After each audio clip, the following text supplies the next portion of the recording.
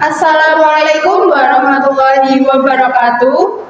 Kami akan mempresentasikan mengenai handling komplain dalam profesi akuntansi dan layanan keuangan. Perkenalkan, nama saya Bibita Rahayu Wijaya, absen 17. Saya Eka Yulianti, absen 35. Selamat menonton.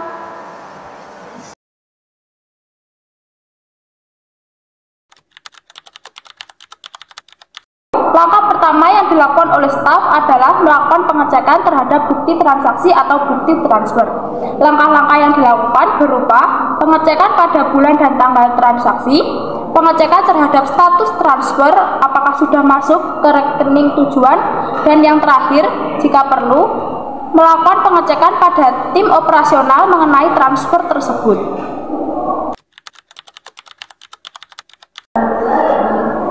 Cara menenangkan nasabah adalah kita harus bersikap tenang dalam menghadapi masalah tersebut, meyakinkan dan memberikan kepastian nasabah terkait masalah yang terjadi, bahwa masalah tersebut bisa diselesaikan, serta menjelaskan proses-proses yang dapat dilakukan oleh staf untuk menangani masalah tersebut.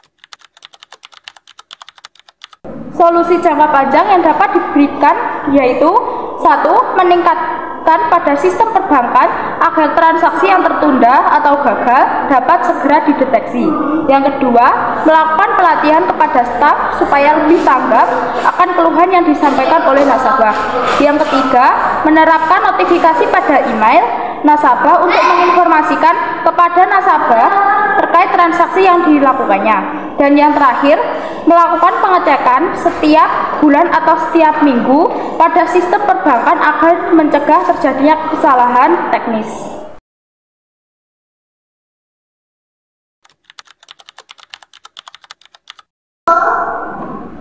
Langkah audit atau klarifikasi data. Audit harus mencocokkan data simpanan dari simpanan komputer dengan buku catatan manual milik anggota. Jika ditemukan kesalahan, audit wajib menyampaikan permintaan maaf secara profesional dan segera memperbaiki data tersebut agar sesuai. Pendekatan komunikatif yang dilakukan staf yaitu staf harus mendengarkan keluhan anggota koperasi dengan penuh perhatian tanpa memotong pembicaraan. Selanjutnya, audit dapat menjelaskan dengan nada tenang dan jelas agar anggota merasa dihargai dan tidak terjadi konflik. Evaluasi dan perbaikan sistem pembukuan. Lebih teliti dalam proses pencatatan simpanan, lakukan pengecekan ulang setelah pencatatan manual dan pastikan cocok dengan sistem komputer. Ketiga, terapkan sistem pembukuan digital untuk meminimalkan humor error.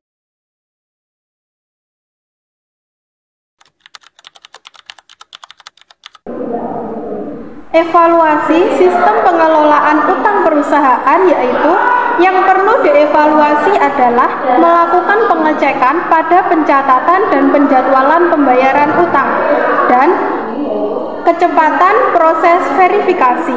Selain itu, perlu dilihat apakah ada komunikasi yang cukup antara bagian akuntansi dan vendor, serta apakah ketersediaan dana dan prioritas pembayaran telah diatur dengan baik.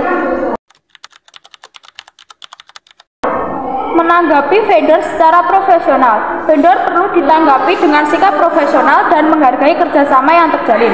Misalnya dengan menjawab email dengan sopan, menyampaikan permintaan maaf atas keterlambatan, menjelaskan bahwa tim sedang menindaklanjuti kendala internal, dan memberikan estimasi dalam waktu penyelesaian. SOP singkat penanganan keterlambatan pembayaran invoice. Jika terjadi keterlambatan, segera lakukan pengecekan terhadap status utang dan alasan keterlambatan. Koordinasikan dengan bagian terkait untuk mempercepat pencairan dana. Setelah itu, hubungi vendor untuk menyampaikan permohonan dan informasi update pembayaran. Catat insiden ini sebagai referensi evaluasi dan perbaikan sistem agar kejadian serupa tidak terjadi lagi.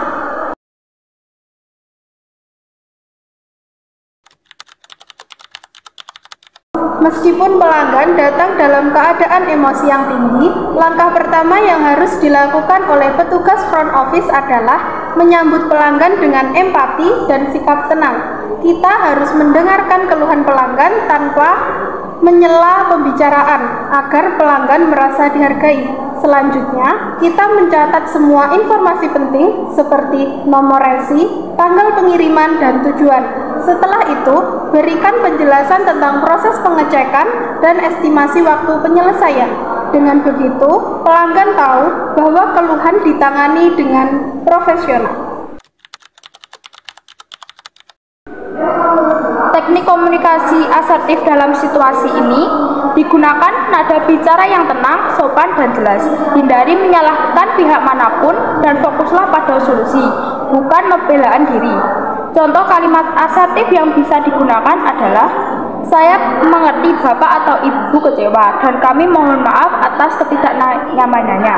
Kami akan bantu telusuri pengiriman ini secepat mungkin."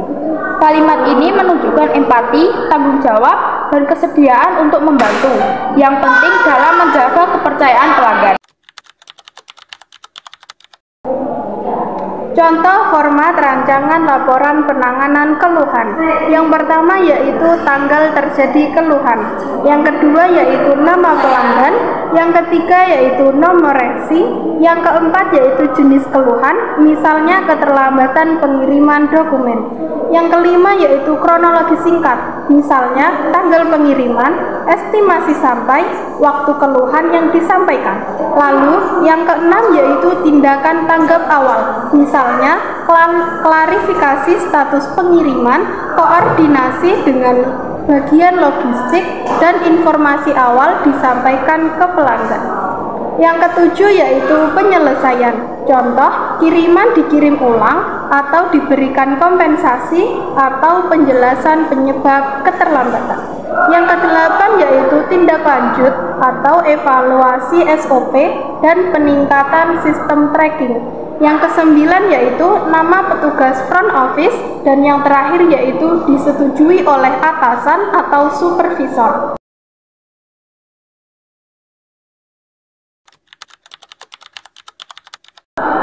Dari sisi teknis, kemungkinan besar masalah berasal dari gangguan pada sistem DJP, seperti server sedang error, koneksi internet yang tidak stabil, atau versi aplikasi yang belum diperbarui.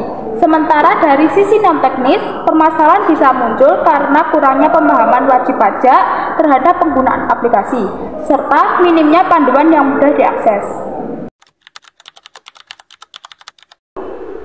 Strategi komunikasi yang tepat yaitu staf atau petugas harus tetap tenang dan empati saat menghadapi keluhan. Ucapkan terima kasih atas masukan wajib pajak bagi penjelasan yang jelas tentang penyebab kemungkinan gangguan, dan bantu secara langsung untuk solusi alternatif jika memungkinkan. Berikan sikap yang ramah, sabar, dan informatif saat membantu menciptakan kesan pelayanan yang baik.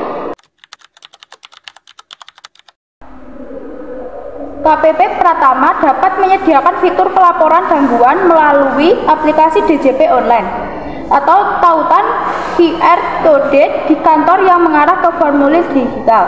Formulir ini memungkinkan wajib pajak melaporkan kendala yang dialami kapan saja. Fitur ini bisa menggunakan via SMS, WhatsApp, ataupun email agar dapat digunakan pengguna untuk update penanganan yang diberikan. Sekian video yang dapat kami sampaikan, ada kurang lebihnya kami mohon maaf.